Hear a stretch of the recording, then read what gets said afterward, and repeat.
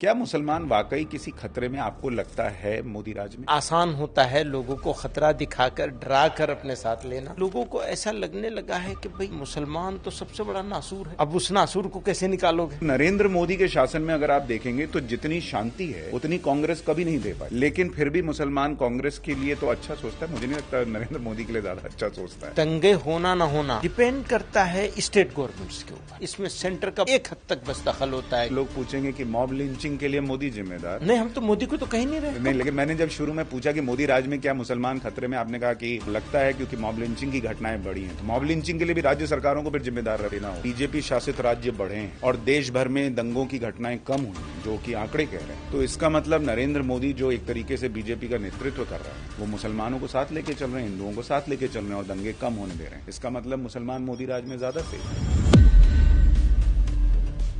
हो सकता है। नुपुर शर्मा का केस हुआ, उसी दौरान अगर आप देखेंगे बहुत सारे लोग शिवलिंग का मजाक उड़ा रहे हैं। उनको भी सजा होनी चाहिए। नुपुर शर्मा पे तो एक्शन हो गया, लेकिन नुपुर शर्मा के साथ उसी डिबेट में एक और व्यक्ति बैठे, उनको भी होना चाहिए। लेकिन वो व्यक्ति तो डिबेट घूम रहे हैं। भैया ये मेरा काम है एक्शन लेना, ये एक्शन लेना तो एजेंसीज का काम है। असदुद्दीन ओवैसी कह देते हैं कि मोदी योगी हमेशा नहीं रहेंगे, वो चले जाएंगे मठ में, वो चले जाएंगे गुफा में, उसके बाद तुम्हें कौन बचाएगा? क्या ये सुनकर कोई भी आदमी ये नहीं सोचेगा कि इनका क्या प्लान है भाई? तो रजाकारों ने यही सब तो किया था। अगर आप ये कहेंगे कि स्पेशल कंडीशन अगर हो तो सारे के लिए, हिंदू के लिए भी कर दो, मैं तो यही कहूंगा। तो फिर पॉपुलेशन बढ़ेगी ना? नहीं बढ़ेगी, वो तो हिंदू की भी बढ़ेगी। यही तो गलत बात है ना। नहीं मतलब बढ़ेगी। शादी करेंगे लेकिन बच्चा नहीं करेंगे, ऐसा कैसे? भाई कितना भी बच्चा कर ले। हमारे साथ एक एग्रीमेंट हुआ है, हमने एक एग्रीमेंट के तहत इंडिया को चूज किया है, वो संविधान बना है। नहीं, अब मुझे इस पे आपत्ति। हमारे साथ कौन सा एग्रीमेंट हुआ मुसलमान? हम संविधान को एक एग्रीमेंट समझते हैं। 1947 में तो संविधान बना ही नहीं था, तो आपने कौन सा एग्रीमेंट किया था?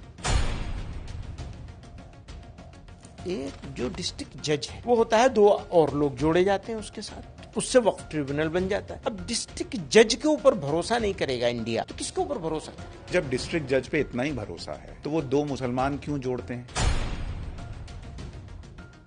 कि मुसलमान को हर चीज अलग मिली क्यों है और उसको वो रखनी क्यों है? भाई वो खुद कहे, भाई सब सारे लोग जिस तरह से केस लड़ रहे हैं हम भी लड़ेंगे, हमको वक्फ ट्रिब्यूनल नहीं चाहिए, हटाओ इसको। कि हमारे लिए स्पेशल होना चाहिए, हम कमजोर हैं। कैसे? सोल्यूशन थोड़ी हुआ कि हम 4 शादी नहीं छोड़ेंगे, तुम सब 4 शादी शुरू कर दो। हम 3 तलाक नहीं छोड़ेंगे, तुम सब 3 तलाक शुरू कर दो। हम जो है वो वक्फ ट्रिब्यूनल नहीं छोड़ेंगे, बाकी सबका भी ट्रिब्यूनल बना दो। ऐसा सेक्युलर देश जो है, क्या उसमें ये व्यवस्था हो सकती है? जो आपके व्यूअर्स हैं उनको लगेगा हाँ भाई आपने बहुत अच्छा सवाल किया है। एक ऐसी कौम जो इतनी पिछड़ी और गरीब है, वो इतनी जमीन कैसे दान कर रही है इस देश में? कैसे कर रही है आप बताइए। अरे मैं कैसे बताऊं? मेरा कॉन्टेक्स्ट देश का है, आपका कॉन्टेक्स्ट आप मुझे लग रहा है मुसलमान के हिसाब से सोच रहे हैं। मैं वक्फ के हिसाब से सोच रहा हूँ। तो वक्फ तो मुसलमानों के लिए ना, मेरे लिए नहीं, मेरे लिए नहीं है, आपके लिए है। जो एनआरसी आई नहीं उसका आनी चाहिए, आनी चाहिए। हाँ बिल्कुल आनी चाहिए। बिल्कुल अन्याय किया, न्याय नहीं किया, ये भी छोटा जुमला है। सही जुमला ये कि अन्याय किया। फिर भी मुसलमान तो वोट उन्हीं को देता है, मोदी को तो नहीं देगा। मोदी लेना नहीं चाहता। मुझे लगता है मुसलमान को थोड़ा बाबू शोना करने वाले लोग पसंद आते हैं, भले वो अन्याय कर रहे हैं। सर दुनिया भर की इस्लामिक कंट्रीज में जो उनका हाईएस्ट सिविलियन अवार्ड है वो नरेंद्र मोदी को मिल जाता है, अपने यहाँ के मुसलमान का वोट नहीं मिलता है। इतना खराब है मोदी।